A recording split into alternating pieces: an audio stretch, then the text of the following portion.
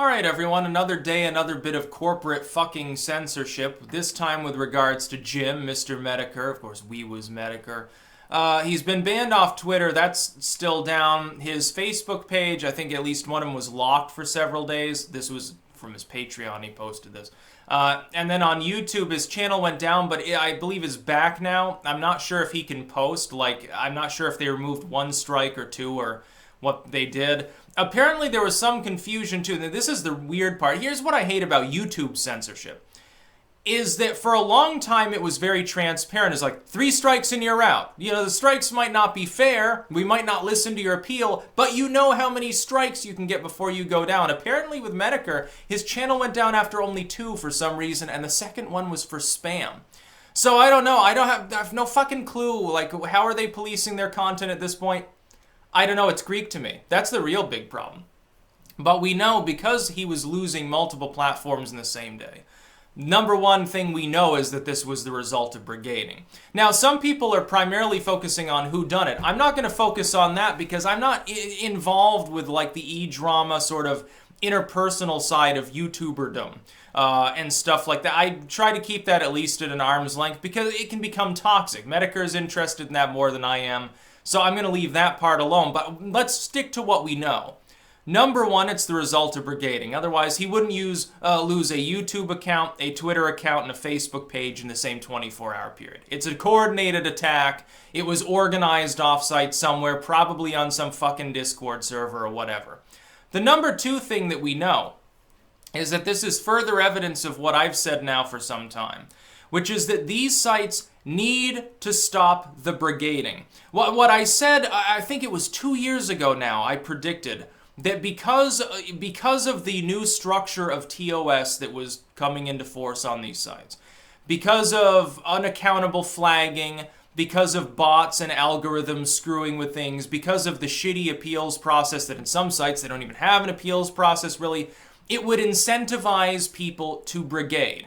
Not just private individuals, like trolls, did this anyway, because I tell you why I knew this would happen, because I can remember YouTube many, many years ago. Most of you cannot. You can't remember what it was like in 2007, 2008. People brigaded all the time because it was effective. And here's the ultimate thing. When you're a major YouTuber, you operate, if you talk about current events at all, and Metokur does, you operate on the 24-hour news cycle. If your channel goes down even for fucking 12 hours, it can stymie you for the whole day. It can really, really make you lose your footing.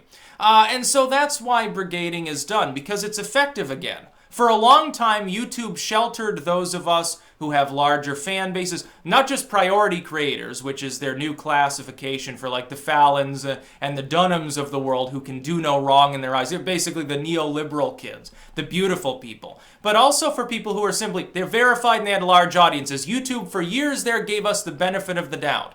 They wouldn't automatically strike the content down. They gave people partner managers and all these wonderful things and said, hey, ultimately, we're going to take your word for it. You've been on the platform for 6-7 years, you got 100,000 subscribers and tens of millions of people watch your shit. Yeah, you're probably not breaking our rules. In some cases, these videos that are getting struck down from people are years old anyway. It's like, because when YouTube shifted the TOS ever so slightly, some videos were left behind. They were allowed before and they're not allowed now. There's a reason I purged over 1,000 videos from my channel a few years ago because I saw this coming. They have incentivized brigading because they have decided to take the side fundamentally of several groups of people who really, really love censorship. The corporate media and the NGOs.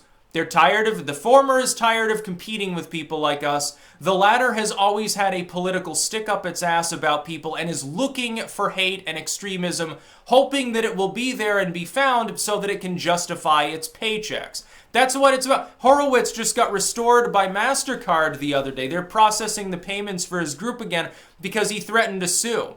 He would have been successful too. It would have been a really, really easy case, actually, all things considered.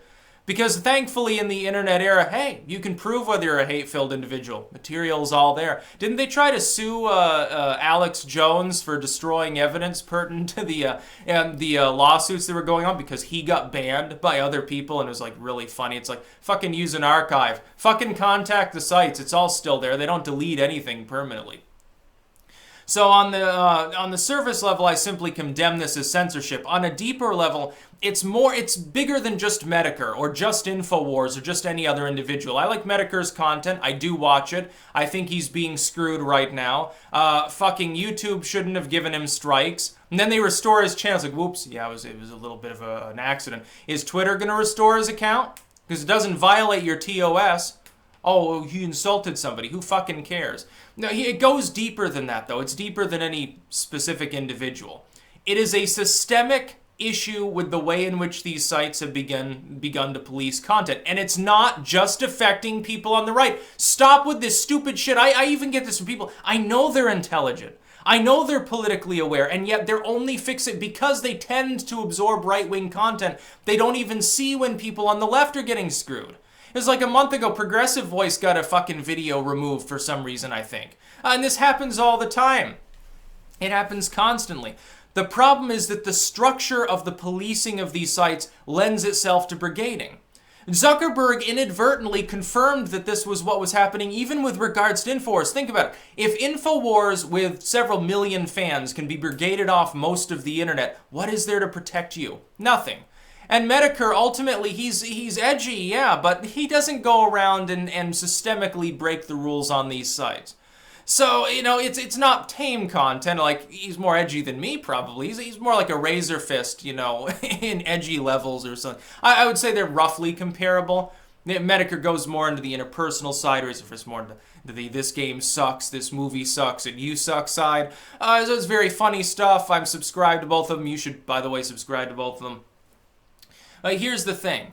There's nothing to protect creators. The problem is you spend years on a platform. You spend thousands of hours creating what you're creating. And then because of a video you uploaded 2 years ago, or because someone frenetically, obsessively went back through your Twitter history, justifying stuff to shit about, because of that, because of TOS changes, and because there is the assumption of guilt, because NGOs are involved that politically aren't going to like these people because their corporate buddies don't want to compete with them anymore, it puts us at a disadvantage. So even if you're not breaking the rules and you get those strikes reversed, you get the account put back, it can take days or weeks. That's the big problem. It's not fast enough.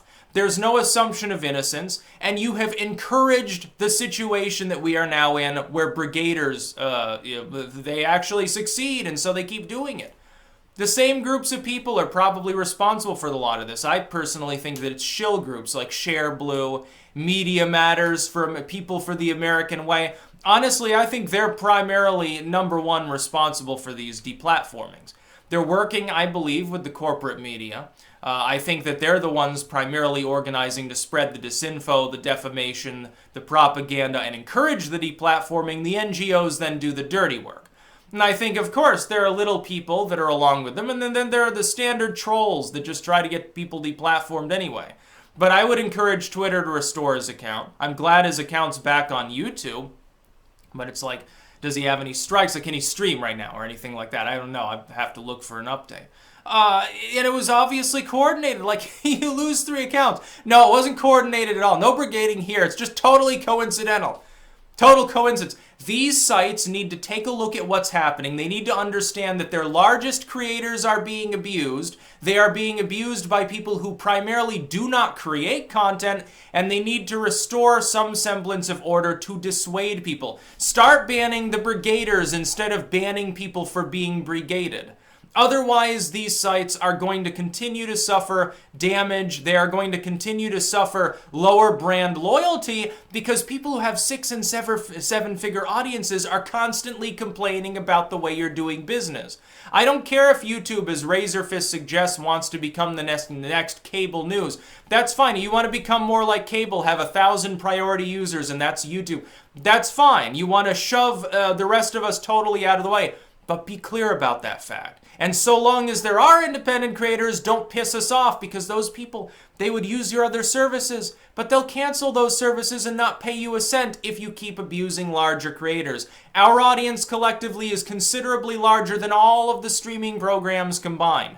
We're talking hundreds of millions of people, and then you have situations like this. And sometimes these people aren't even told what rule they broke. It's just, no, your account's gone. We got word that you were naughty. Yep, bye. hey, thank you for your 8 years and hundreds of millions of views, but bye now. Yeah, see you later. You can't use our service at all. You can't even register a new account, you know, like on Twitter or something. Yeah, wonderful severance. That's about all.